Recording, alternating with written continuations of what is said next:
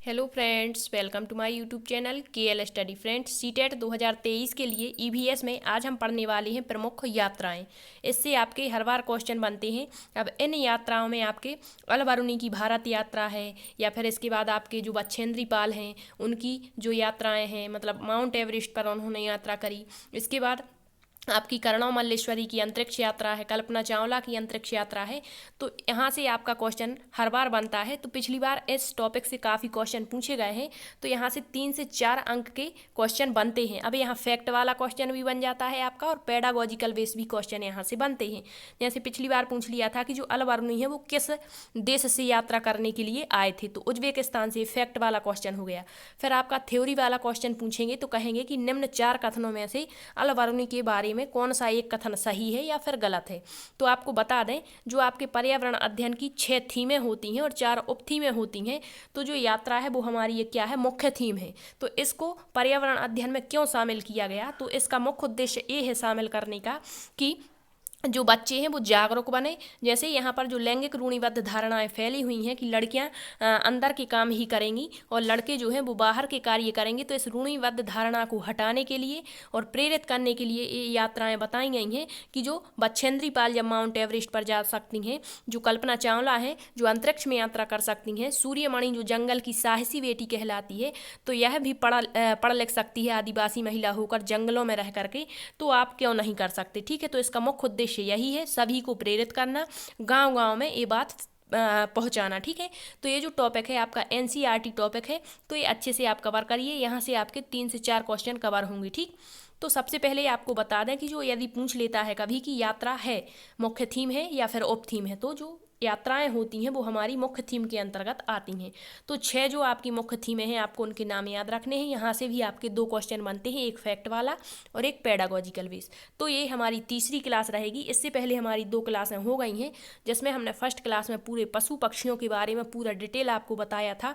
इसके बाद second class में हमने सेकंड क्लास में भी आपको सारी चीज़ें कवर करवा दी थी कि जीव जंतु क्या होते, जानवर, हाथी, स्लॉथ, इसके बारे में। आज हम यात्रा टॉपिक कवर करेंगे और क्वेश्चन भी हमने बहुत सारे करा रखे हैं हर टॉपिक से। तो जिसने क्वेश्चन वाले वीडियोस नहीं देखे हैं तो आप देख सकते हैं। तो शुरू कर लेते हैं आज का अपना सेशन। सबसे पहले हम देखेंगे अल बरूनी की भारत यात्रा, मतलब जो अल बरूनी है वो भारत क्यों आए थे और इन्होंने भारत के बारे में क्या बताया। तो सबसे पहला क्वेश्चन, अल बरूनी किस देश के यात्री थे। तो अल बरूनी उज्बेकिस्तान के यात्री थे जो भारत आए थे। ठीक है, अब इन्होंने भारत में आकर क्या बताया ये हमें देखना है। तो ये कब आए थे, तो यदि आपसे ऑप्शन बनाएंगे तो कह देंगे कि अल बरूनी लगभग 2000 वर्ष पूर्व आए थे या 1000 वर्ष पूर्व।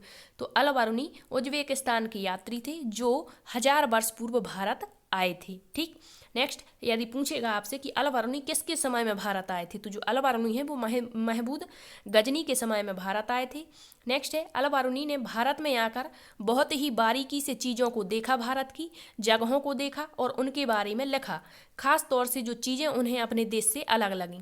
ठीक है, तो इन्होंने भारत में आकर के बहुत ही बारीकी से चीज़ों को देखा, जगहों को देखा और उनके बारे में इन्होंने अपनी पुस्तक में लिखा है, और ख़ास तौर से जो चीज़ें उन्हें अपने देश से अलग लगी उनको इन्होंने देखा था। ठीक, नेक्स्ट पॉइंट है, अल बरूनी उस समय के तालाबों के बारे में लिखते हैं।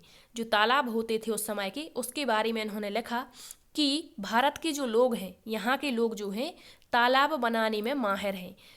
अगर हमारे देश के लोग जो हैं इन तालाबों को देखेंगे तो हैरान ही रह जाएंगे, ऐसा इन्होंने अपनी बुक में लिखा और कहा है। ठीक, अब नेक्स्ट देखते हैं, ये सारे एनसीईआरटी के पॉइंट उठाए हैं वहाँ से। ठीक है, नेक्स्ट है, बहुत बड़े बड़े जो तालाब बनाए जाते थे, तो इन्होंने बताया कि बहुत बड़े बड़े भारी पत्थरों को लोहे के कुंडों और सरियों से जोड़कर तालाब के चारों तरफ चबूतरे बनाए जाते। मतलब इस तरह से जो बड़े बड़े पत्थर होते थे तो इस तरह से चारों तरफ चबूतरे बनाए जाते थे बैठने के लिए। ठीक है, और बीच में जो है तालाब होता था। तो इन्होंने यही कहा है कि बड़े बड़े भारी पत्थरों, ये आपके ऑप्शन के रूप में काम करेंगे। ठीक है, तो इसलिए आपको सारे इनके पॉइंट क्लियर रखने होंगे।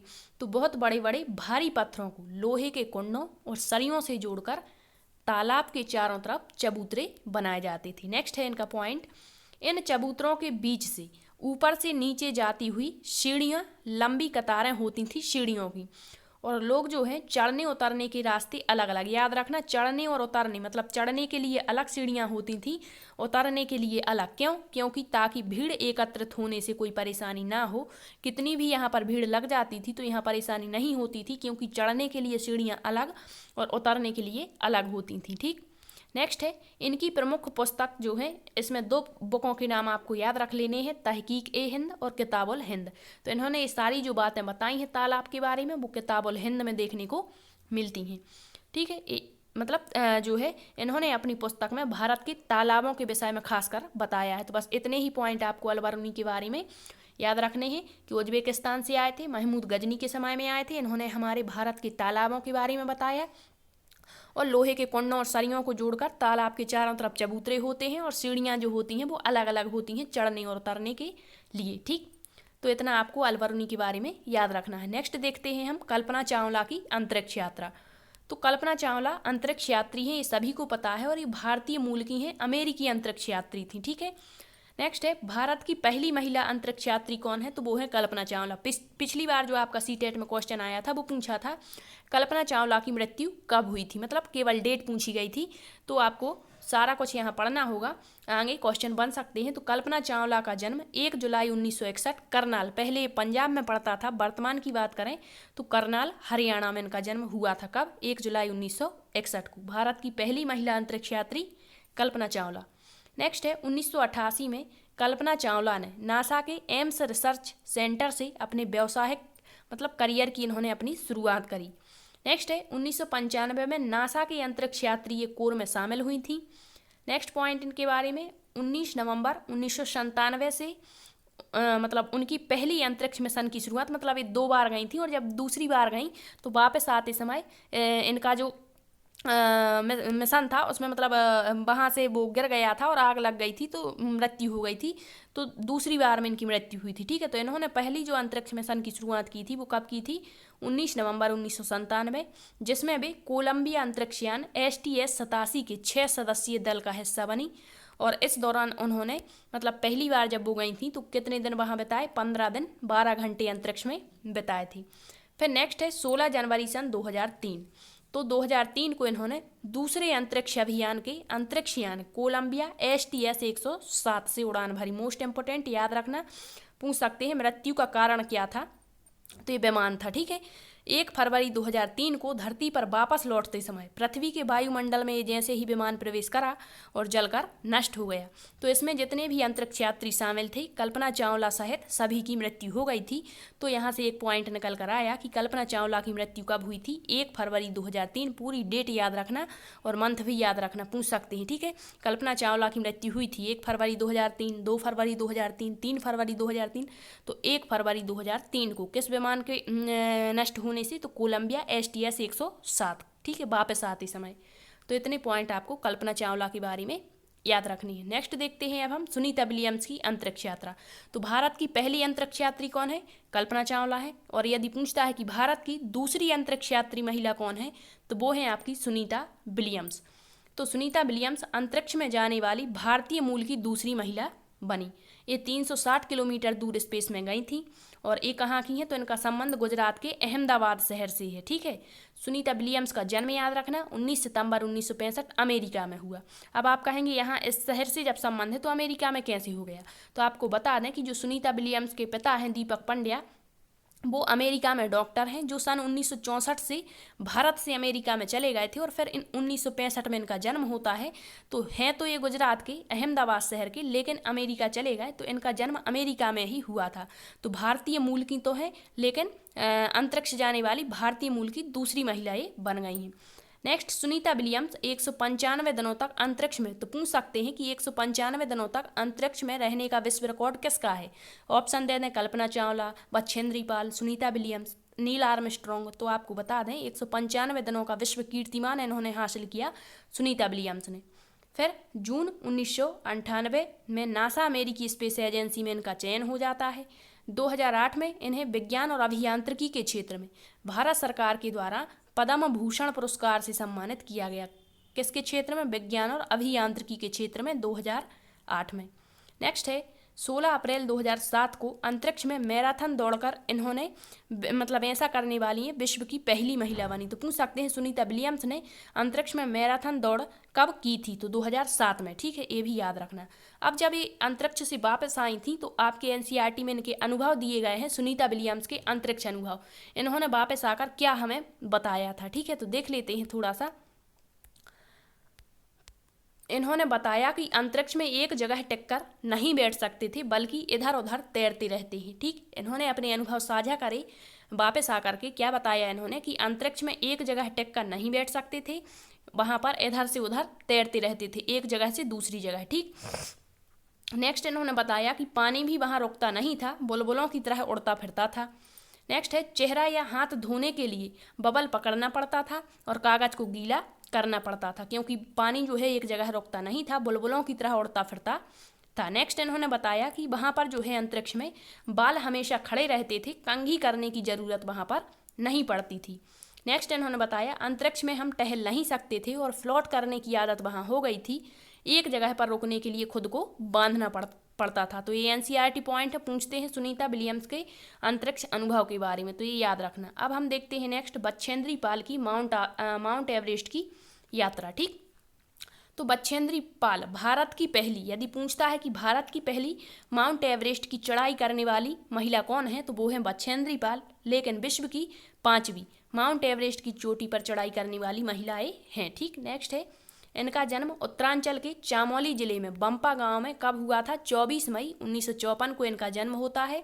कहाँ? उत्तरांचल के चामोली जिले में। नेक्स्ट है पॉइंट, यह बचपन में एक पिकनिक पर गई थी जहां वो 4000 मीटर ऊंची चोटी पर चढ़ गई थी। तब ये कुल कितने वर्ष की थी? 12 वर्ष की थी। ठीक, नेक्स्ट है बछेंद्री पाल ने नेहरू इंस्टीट्यूट ऑफ माउंटेनियरिंग से अपनी ट्रेनिंग ली। इनके जो गाइड ब्रिगेडियर थे उनका नाम था ज्ञान सिंह। तो पूछ सकते हैं कि बछेंद्री पाल के जो गाइडर है उनका नाम क्या है, तो वो ज्ञान सिंह है। ठीक है, नेक्स्ट है 23 मई 1984 को दोपहर के 1:07 पर अपना पहला कदम माउंट एवरेस्ट पर मतलब उसकी चोटी पर रखती हैं। इनके साथ एक मेंबर और गई थी, लेकिन ये दोनों एक साथ वहाँ कदम नहीं रख पाई। क्यों? क्योंकि वहाँ पर जगह नहीं थी इतनी।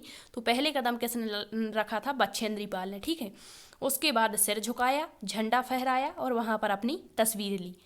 तो एक क्वेश्चन कई बार पूछ लिया है आपका कि माउंट एवरेस्ट की ऊंचाई कितनी है, तो अलग अलग ऑप्शन होते हैं, तो कभी भी आपको ऑप्शन में ये सारे एक साथ नहीं मिलेंगे।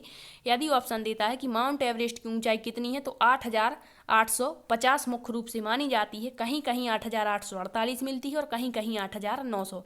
तो यदि ऑप्शन में 3 में से किसी एक ऑप्शन यदि आपको मिलता है तो एक करेक्ट होगा।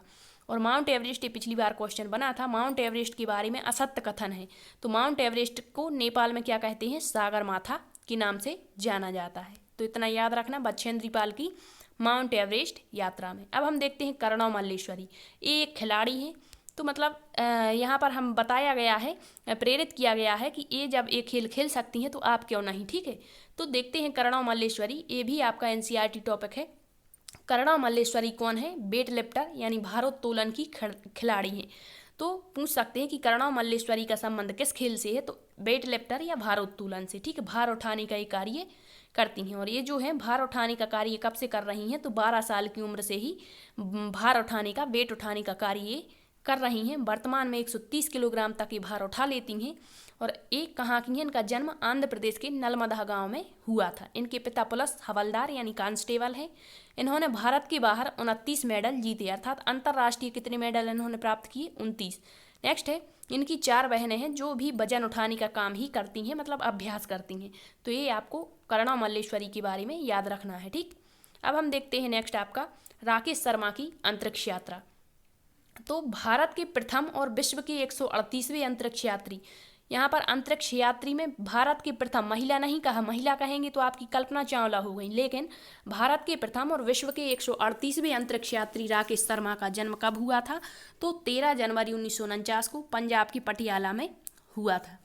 3 अप्रैल 1984 को सोवियत संघ के अंतरिक्ष यान, ये याद रखना, सोयूज T11 से अंतरिक्ष के लिए रवाना हुए। 7 दिन 21 घंटे 40 मिनट स्पेस स्टेशन सोल्यूट 7 में बिताने के बाद यह पृथ्वी पर वापस लौट आए। तो मोस्ट इंपोर्टेंट पॉइंट याद रखना, कुछ भी क्वेश्चन पूछ सकते हैं। 1984 में भारत सरकार द्वारा उन्हें अशोक चक्र से सम्मानित किया गया। अभी तक आपके जो एग्जाम्स हैं सीटेट के वो ऑफलाइन होते थे, तो वहाँ पर डीपली नहीं पूछते थे, लेकिन अब ऑनलाइन एग्जाम्स होने लगे हैं तो अतिरिक्त क्वेश्चन की वहाँ ज़रूरत पड़ती है, तो बहुत डीपली यहाँ पर क्वेश्चन पूछ लेते हैं। तो ये सारी चीज़ें आपने याद रखनी है, ठीक। 1984 में भारत सरकार के द्वारा इन्हें क्या दिया गया, अशोक चक्र से सम्मानित किया गया। इन्होंने सोवियत रूस के यूरी गागरिन केंद्र में अंतरिक्ष यात्री का प्रशिक्षण इन्होंने प्राप्त करा था, ठीक। अब हम देख लेते हैं सूर्यमणि, जो आपकी जंगल की साहसी बेटी है। तो यहाँ से आपके क्वेश्चन बनते हैं। दिया है सूर्यमणि झारखंड की आदिवासी महिला है। फर्स्ट क्वेश्चन, सूर्यमणि किस राज्य से है, झारखंड से। पूछता है कुडुख भाषा कहाँ की है, तो झारखंड के लोगों की, या फिर पूछ ले कि झारखंड के लोगों की भाषा कौन सी है, तो कुडुख भाषा है। जितने क्वेश्चन बनते हैं वो सारे यहाँ पर फैक्ट के रूप में दिए हैं। अब कुडुख भाषा में जंगल को क्या कहते हैं, तो तोरांग कहते हैं। अब ये तोरांग क्या है देखते हैं हम। पहले देख लेते हैं सूर्यमणि के बारे में।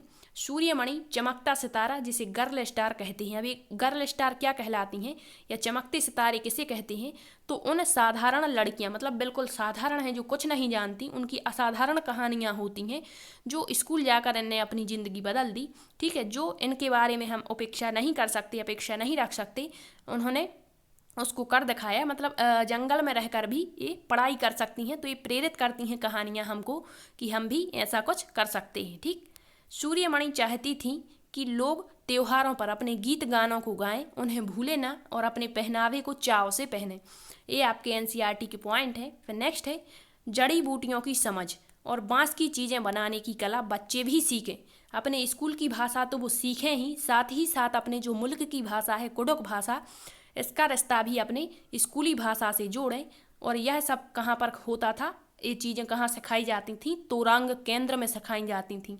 जो तोरांग केंद्र है, तोरांग केंद्र में कुडुख समाज और अन्य आदिवासियों की खास किताबों को संभाल कर रखा जाता था।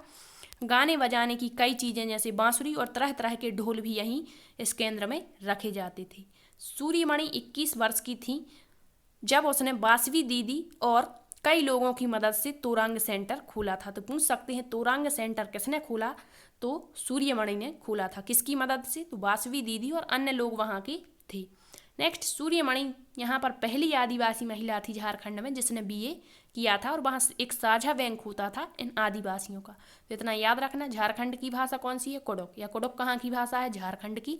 सूर्यमणि जंगल की साहसी बेटी इससे संबंधित है। नेक्स्ट है जंगल के बारे में कुछ पॉइंट पूछते हैं।